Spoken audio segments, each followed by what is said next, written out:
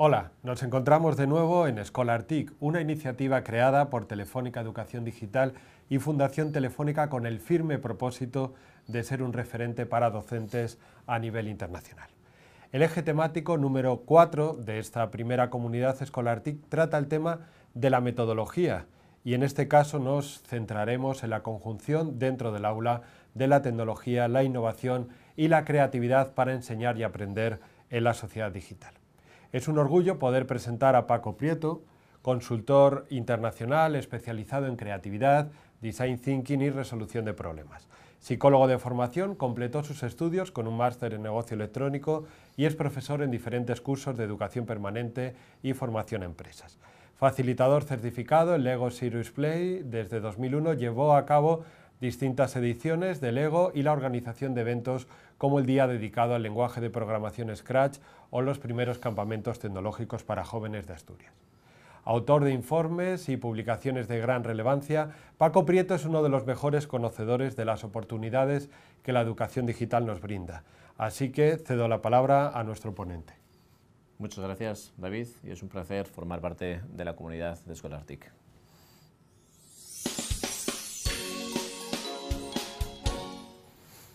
Hola, hoy queremos ver de qué manera las TIC, o saber si las TIC conviven en el aula. No las TIC en el punto de vista de tecnologías de la información y la comunicación, que habitualmente o quizás es lo que de manera inmediata nos puede venir a la cabeza. Me gustaría ver quizás otro punto de vista, ver de qué forma las tecnologías, la innovación y la creatividad, que también si las juntamos es el acrónimo de TIC, conviven o no conviven en el aula. Es lo que me gustaría conversar durante estos próximos minutos, aunque sí es cierto que quisiera arrancar con una serie de premisas de partida para enmarcar esta intervención. Evidentemente, el uso de las tecnologías de la información y la comunicación en el aula nos están ofreciendo unas posibilidades y unas oportunidades excepcionales, y no me voy a centrar específicamente en este tema porque entiendo que hay muchas formas de conocer en detalle esta potencialidad.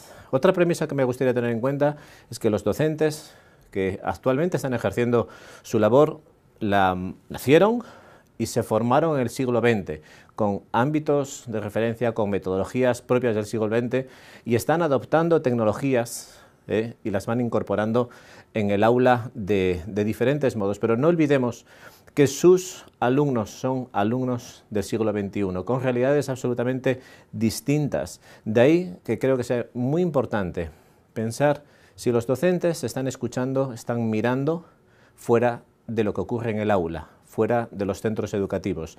Pensemos por ejemplo, en estudiantes de 12, 16 años, 12, 13, 14, 15, esta franja de edad. Intentemos hacer un ejercicio de imaginación e irnos al 2030, que es cuando se están incorporando, están trabajando, están incorporados al mercado de trabajo. Posiblemente muchos de ellos, la gran mayoría, estén en ocupaciones que hoy no conocemos. Las podemos intuir, pero no son ocupaciones que sean del siglo XX en el que han nacido y en el que se han formado los docentes del siglo XX. Por lo tanto, es importante hacer este tipo de proyecciones. Quiero también enmarcar que nos hagamos la pregunta sobre cuál es la capacidad de innovación que tienen los docentes. Otros sectores, otros ámbitos, sector empresarial, sector industrial, se acostumbran y tienen presupuestos para innovar. ¿Ocurre esto en el sector educativo? ¿De qué forma los docentes pueden innovar? A veces ocurren innovaciones y se producen muchas, quizás de manera innata, asilvestrada. Me gustaría que pensásemos un poco en la forma en cómo podemos estructurar y capitalizar conocimiento de las innovaciones que realizan los docentes en los centros educativos. Quiero provocar también sobre ese genérico en el sentido de que los nativos digitales saben todo de tecnología. Mi punto de vista es que no es así, no son tan expertos digitales, ni como ellos piensan, ni como a veces los adultos pensamos o les etiquetamos de esa manera. Los docentes que incorporan tecnología en el aula, qué importante es que la practiquen, que ensayen, que tengan el mismo código y que se den cuenta de que las tecnologías que utilizan los jóvenes son el mejor canal para conectar con ellos. Con estas claves me gustaría iniciar la intervención, de tal forma que quiero ver de cómo podemos combinar y analizar si realmente creatividad, innovación y tecnología, ahora cambio el orden con toda la intención, están conviviendo y de qué forma están en el aula. De este modo, me gustaría ver y provocar de qué forma los docentes están escuchando, qué nos están diciendo fuera del aula. Hay muchas... es como si fuésemos un barco que está navegando y de repente encontramos diferentes referencias, diferentes faros que nos marcan un camino en función de la dirección que queremos ir. Algunos inputs que podríamos tener en cuenta, uno muy importante es la demografía. Tenemos en España un envejecimiento de la población impresionante, hay un cambio en la pirámide de población, lo mismo ocurre con otras dimensiones en otras partes de Europa, y esto significa encontrar otro tipo de oportunidades, en el sentido sobre todo de evolución en el mercado laboral, porque si nos vamos a una proyección al año 2030, nos están diciendo ya que el 70% de los trabajadores serán los que pertenecen a la generación de los millennials, muchos de los jóvenes con los que ustedes están trabajando. Millennials se caracterizan, además, es un grupo de población, una generación que está siendo muy analizada, muy estudiada, precisamente por eso, porque van a tener una capacidad de influencia, porque son muchos los que van a estar en el mercado de trabajo con un altísimo porcentaje, capacidad económica, intervención desde el punto de vista del conocimiento, y esto significa que son jóvenes con altas capacidades digitales, con unos valores muy fuertes, comprometidos, dispuestos a moverse a cualquier sitio en función de buscar sus intereses. Y este tipo de factores que caracterizan a esta generación es importante que las comprendamos porque las tenemos en el aula. Nos movemos actualmente, ahí fuera, como dije antes, un poco en un contexto donde la información es muy variada, es muy heterogénea y es fácil adquirirla.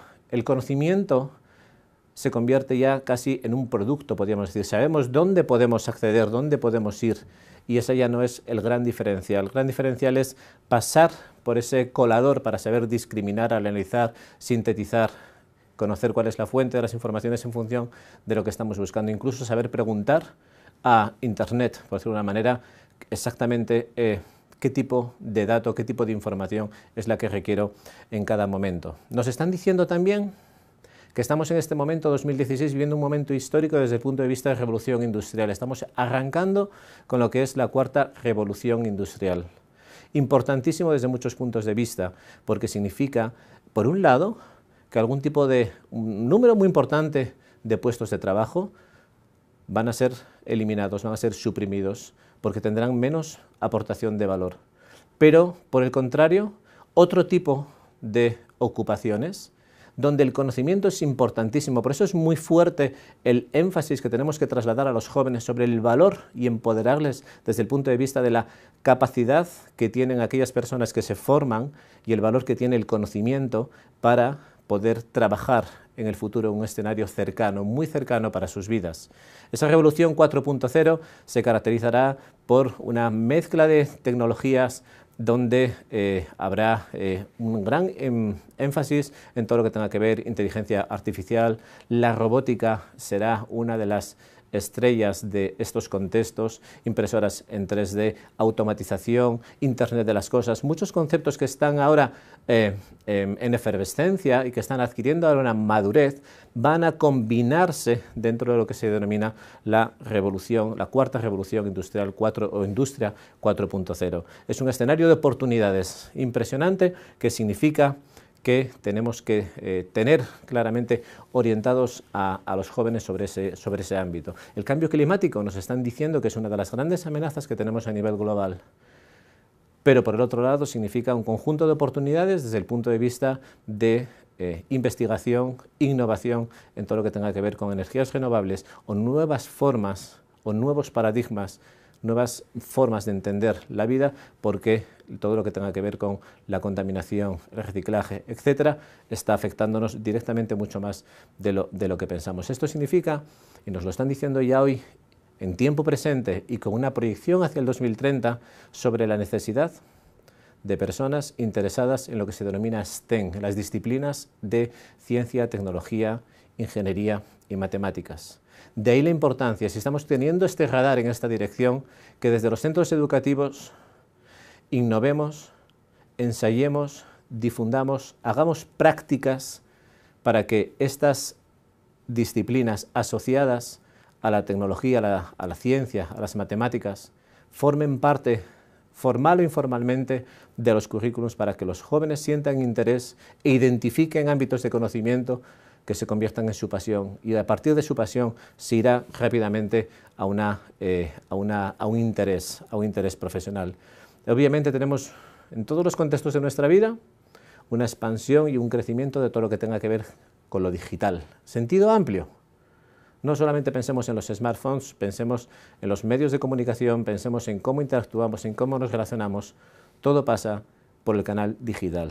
Hoy en el 2016 e irá creciendo en diferentes ámbitos gradualmente. En definitiva, un poco con esta introducción, lo que quería dejar sobre la mesa es, si estamos hablando de innovación, estamos hablando de creatividad, sobre todo en el foco de cómo preparar o qué tipo de habilidades requieren los jóvenes con los que estamos trabajando actualmente, quiero poner el énfasis en la necesidad y en la petición también hacia los docentes sobre una apertura de ojos y que escuchen más allá de los límites de los centros educativos, incluso de los límites geográficos o de los límites de tu país.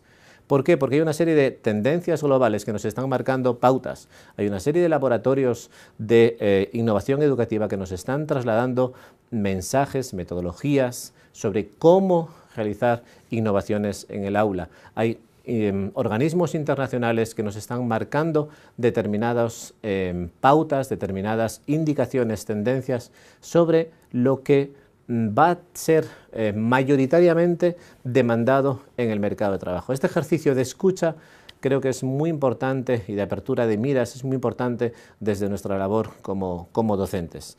De ahí que me gusta mucho cómo Tony Warner fusiona de cara al siglo XXI cuáles son el hecho de que las habilidades necesarias en los jóvenes en la actualidad, tanto para aprender, para trabajar como para ser ciudadano, se han unificado. Este punto de vista creo que es muy importante, porque a veces nos podemos estar complicando con diferentes clasificaciones, con diferentes taxonomías. Creo que es muy importante porque tenemos que estar o acostumbrar a los jóvenes a enseñarles a aprender y ser conscientes que el aprendizaje es una máxima que se va a ir reproduciendo a lo largo de la vida. Por lo tanto, no solamente es en el escenario aula, no solamente es en el escenario universidad, formación profesional, escuela, será también en el trabajo, será también en las formas de relación y de convivencia con la ciudadanía. De ahí que hay una serie de habilidades que nos marca Tony Warner y algunas otras que ha añadido que me gustaría compartir con ustedes, porque creo que son las claves sobre las que se pueden buscar espacios de innovación en los centros educativos. Eso sí, estoy trabajando con innovación y también es necesario enfatizar y poner en marcha los mecanismos de creatividad por parte y de pensamiento creativo por parte de los docentes. En primer lugar, ponemos el énfasis en lo que sería el pensamiento creativo. Tenemos una escuela actualmente que se centra en la adquisición de conocimientos para responder. Lo importante es las respuestas, qué es lo que sabes. Lo importante en el siglo XXI es lo que sabes hacer y además demuéstramelo. El cambio de paradigma es muy importante, de ahí que el énfasis en trabajar el pensamiento crítico, aprender a pensar de manera crítica, significa encontrar cuáles son esas preguntas adecuadas para explorar conocimiento, identificar unas razones más profundas, poner sobre la mesa diferentes puntos de vista, en la manera en que estructuras una realidad y la diseccionas y la analizas y trabajas con los alumnos de esta forma para que encuentren las verdaderas preguntas, estás diseccionando un conocimiento que ellos mismos irán elaborando. Es una forma muy distinta de adquirir conocimiento, pero en la forma en la que nos estamos cuestionando las cosas, ese ejercicio es crítico, sobre todo cuando estamos pensando en clave de innovación. Como dice Tony Warner, crear innovadores, porque va a ser un factor determinante. No solamente es qué sabes, cuánto de conocimiento tienes. La clave, ponemos el foco, quiero poner el foco en qué es lo que sabes hacer. Para identificar qué es lo que sabes hacer, tienes que poner preguntas sobre la mesa que balanceen el status quo de una realidad, de un concepto, de una disciplina concreta para avanzar en ese conocimiento. Un segundo factor muy importante es el ser capaz de comunicar de manera correcta, escrita y oralmente. Esto significa el ver cómo, si eres capaz de estructurar tu pensamiento y redactarlo de manera adecuada, significa que estás desarrollando argumentos, significa también que estás en una relación en la que puedes entender otros puntos de vista, otras perspectivas, otras opiniones. De ahí que se recupera el valor de la oratoria, o como ahora se denomina quizás con más énfasis, todo lo que tiene que ver con el storytelling, porque es importante aprender a contar narraciones, y eso significa estructurar conocimiento, analizar esos puntos de vista que decíamos antes. Hay que darle una forma y ser capaces de redactar una opinión, un argumento, exponerlo. No solamente me quedaría desde el punto de vista de una comunicación oral y escrita, sino que añado el ser capaces de comunicarlo visualmente. ¿Por qué? Aquí le incorporo esa T de las TIC que decíamos antes, porque esas tecnologías, esos conjuntos de recursos para realizar audio, vídeos, infografías, presentaciones, significa que tiene esa persona la capacidad de análisis y de síntesis y de exponerlo de manera gráfica. Ahí tenemos un valor añadido muy importante. Un tercer elemento es el trabajo colaborativo. Siglo XXI no trabajamos solos, trabajamos en relación, trabajamos en cooperación.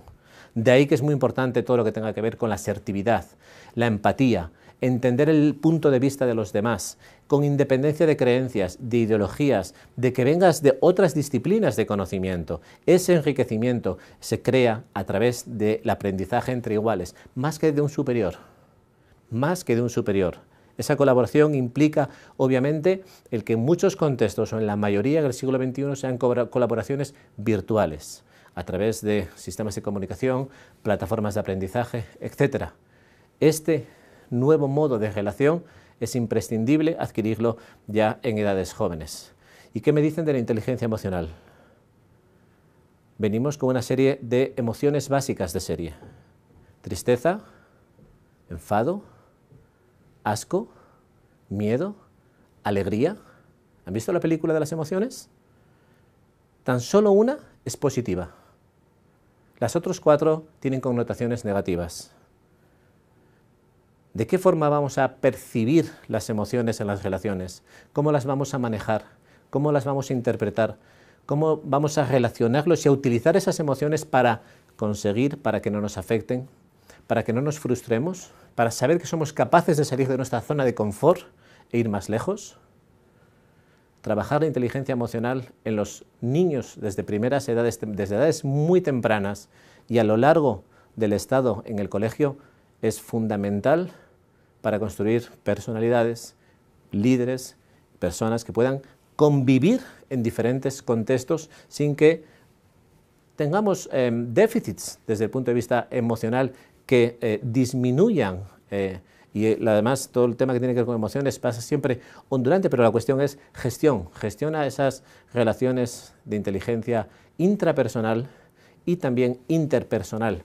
Y a partir de ahí, seguro que muchísimas situaciones, que lo que hemos dicho antes, colaborativas, de pensamiento crítico, etcétera, se pueden ir solucionando. Estamos en un entorno de agilidad y de adaptabilidad, de muchos cambios. Sociedad de conocimiento es mucha rapidez, porque hay nuevas situaciones, nuevos entornos, y la flexibilidad mental, donde antes había unas normas, nos las han cambiado, antes había unas referencias, han cambiado, pero tenemos que seguir trabajando hacia adelante.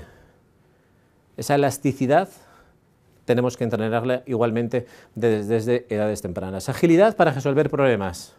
La introducción, no estoy hablando de creatividad únicamente como un ejercicio de generación de ideas, sino en la elasticidad nuevamente, que seamos capaces de saber si nos encontramos dentro de un proceso de creatividad en divergencia, que significa generar alternativas. No estamos juzgando, estamos abriendo, estamos recibiendo diferentes opciones, ser capaces de conocer cuando estamos dentro de un proceso de convergencia, de selección, de identificación en base a los criterios a lo que estamos buscando. Obviamente, el contexto actual requiere que analicemos mucha información continuamente, pero, y ahí vuelvo a poner el punto nuevamente, significa que los jóvenes adquieran competencias digitales. Nativo digital no es sinónimo de adquirir competencias digitales. Nativo digital sí tiene una alta potencialidad de adquirir competencias digitales, con una curva de aprendizaje muy corta, mucho más que los que no lo son. Pero hay que trabajar, hay que educarles, hay que enseñarles, hay conceptos de seguridad, hay conceptos de respeto, hay habilidades específicas y operativas, y esas cuestiones las tenemos que tener muy claras desde edades también nuevamente tempranas. Pero pienso sobre todo en este escenario de esta franja de edad entre 11 años, 16 años, donde algunas competencias digitales se tienen que empezar a entrenar quizás con mayor intensidad, porque nos facilitan a su vez otros factores como el aprendizaje continuo, que se realiza a través de herramientas digitales, gestionar la información, el liderazgo dentro de la propia red, el ir construyendo una identidad, una serie de conceptos asociados a las competencias digitales que es importante tener muy presente. Quiero cambiar la mirada ahora mismo de esta intervención, no poner solamente el foco sobre habilidades o sobre qué podríamos trabajar de manera creativa e innovadora con los estudiantes. Quiero cambiar la mirada y quiero poner ahora en esta segunda parte el foco quizás más en los docentes, en cómo de creativo e innovador es el docente en el aula, en el centro educativo. Cómo de innovador, cómo de creativo es y dónde podemos trabajar esa innovación y esa creatividad. Hay muchos espacios para desarrollar, muchos. Quizás, insisto, a veces las instituciones educativas no cuentan con, digamos, punto uno, no hay un departamento de innovación. No hay una persona responsable de innovación habitualmente. No hay un presupuesto dedicado a innovación. ¿Se generan innovaciones en el aula? Sí. ¿Se generan innovaciones en el centro educativo? Sí, y muchas. Silenciosas. Muchas son silenciosas. Muchas también son asilvestradas. Y lo que quiero un poco con este punto de vista de las TIC, tecnología, innovación, creatividad en el aula, si conviven, el intentar trasladar la idea de la importancia de sistematizar procesos que generen nuevos conocimientos, nuevos aprendizajes para que esas innovaciones generen valor en el centro educativo y en las personas con las que trabajamos. Hay muchas formas trabajando con proyectos, en las evaluaciones, en la relación con la familia, en la colaboración con otros compañeros se puede trabajar. Quiero poner el foco también en el hecho de podemos trabajar la innovación, pero tenemos que activar un detonante y es la creatividad de las personas que están en el aula, de los docentes. Por creatividad, más que centrarnos nuevamente en las ideas, el foco tenemos que centrarlo en cómo resolver problemas de manera creativa. ¿Cómo podemos solucionar esto con $1000? Fantástico. No tenemos $1000, tenemos $500. Tengo una mala noticia. ¿Cómo podemos resolver esto sin nada de presupuesto? Este es el reto. Para ello es importante que se aprenda a identificar y a explorar el reto, objetivos, hechos, identificar bien el problema para pasar a una segunda fase, que es todo lo que tiene que ver con la generación de ideas. De ahí no es suficiente si no damos un tercer paso, que es pasar a la acción. Identificar ideas, tener muchas ideas, fantástico, qué bueno es. No adquieren mucho valor si no convertimos eso en proyecto, en acción, medimos, etcétera, etcétera. De ahí que la resolución creativa de problemas es una de las primeras metodologías que quiero poner en la mesa sobre cómo empezar a trabajar la innovación. Pero hay un segundo foco que es el design thinking, todo lo que tiene que ver con el pensamiento de diseño y orientarlo a la educación. Creo que aquí tenemos una oportunidad fantástica si interiorizamos en qué consiste, si practicamos, si nos formamos como educadores en design thinking. Design thinking utiliza la sensibilidad y los métodos de los diseñadores para hacer, en primer lugar, para trabajar las necesidades de los estudiantes. El foco está en las personas. Pero fíjense, estudiar y hacer coincidir las necesidades de los estudiantes con lo que es tecnológicamente con lo que es tecnológicamente factible y con la viabilidad para el centro educativo, para ver si identificamos oportunidades, ya sean para el estudiante, para los docentes o para las familias, que aporten valor en todo el proceso de educación. Nos combina nos combina 3 puntos de vista muy importantes, que es, en primer lugar, entender cuál es la necesidad de las personas con las que queremos trabajar. Design Thinking tiene diferentes principios. El primero de ellos es que se trabaja de manera colaborativa.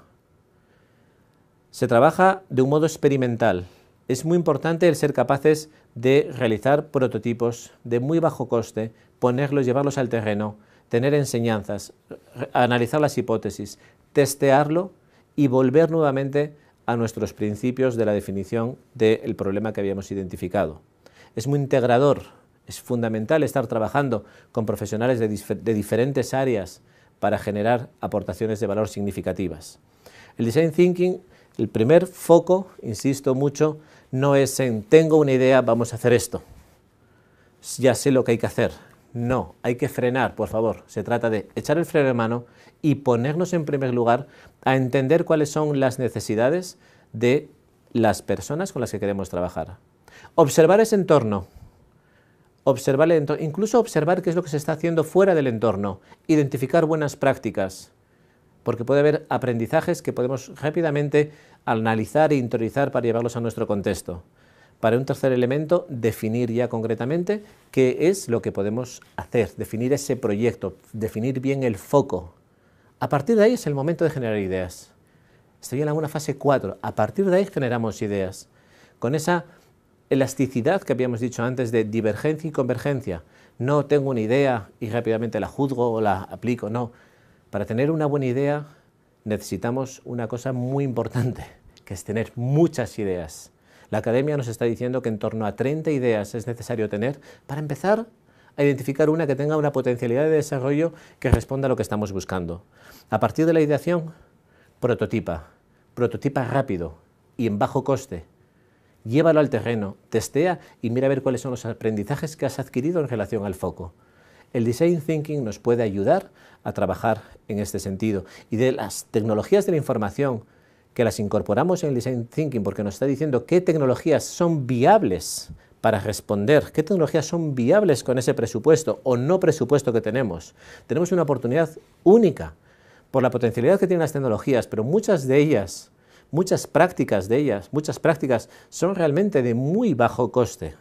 Además, en el espectro tan grande que existe de las tecnologías, quizás lo obvio sería empezar a trabajar con aquellas con las que los jóvenes se identifican más rápidamente. No incorporemos, no les llevemos a un entorno tecnológico ajeno y que van a rechazar.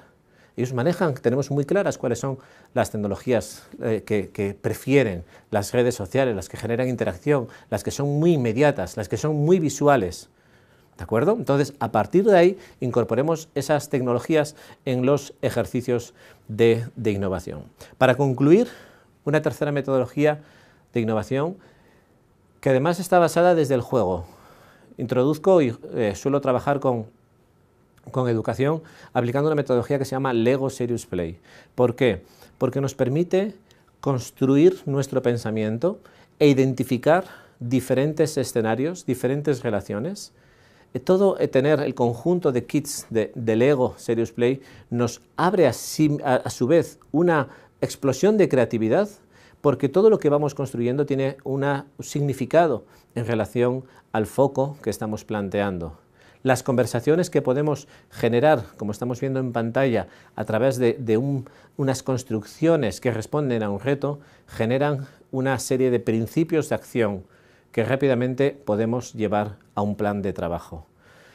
Tenemos que innovar, pueden innovar, están innovando, pero a lo mejor no son conscientes. Quédense un poco con esa terminología de innovaciones silenciosas. En segundo lugar, me gustaría también poner el énfasis de todo aquello que nos están diciendo que son habilidades para los jóvenes. Quizás nosotros como docentes seamos los primeros que tenemos que apropiarlas, tenemos que practicarlas, ensayarlas y darnos cuenta del valor que tienen, porque con el ejemplo es la mejor forma de trasladar lo que queremos enseñarles a nuestros alumnos. Si nosotros somos los primeros que tenemos pensamiento crítico, que nos ven trabajar de una manera colaborativa, que ven que realizamos ejercicios de creatividad, que ven que utilizamos entornos virtuales de manera natural, los alumnos se van a dar cuenta que están en un ecosistema en el que lo que se les está pidiendo los docentes, el centro educativo lo realiza de manera natural. Creo que hay muchísimas oportunidades y es la forma y forma parte también de uno de nuestros roles en este momento, en el siglo XXI, que es crear personas innovadoras, porque el reto está en aplicar el conocimiento en este entorno tan cambiante y eso significa muchísimas oportunidades para las personas con las que están trabajando. Espero que sea de su interés, espero que hayamos provocado también en este breve tiempo, en estos casi 30 minutos, una serie de ideas rápidas, unos flashes para ser capaces de conversar por Twitter en la siguiente fase en Escolar TIC y tener esas interacciones para ver si somos capaces de profundizar más sobre esta temática. Muchas gracias y en las redes podemos seguir conversando.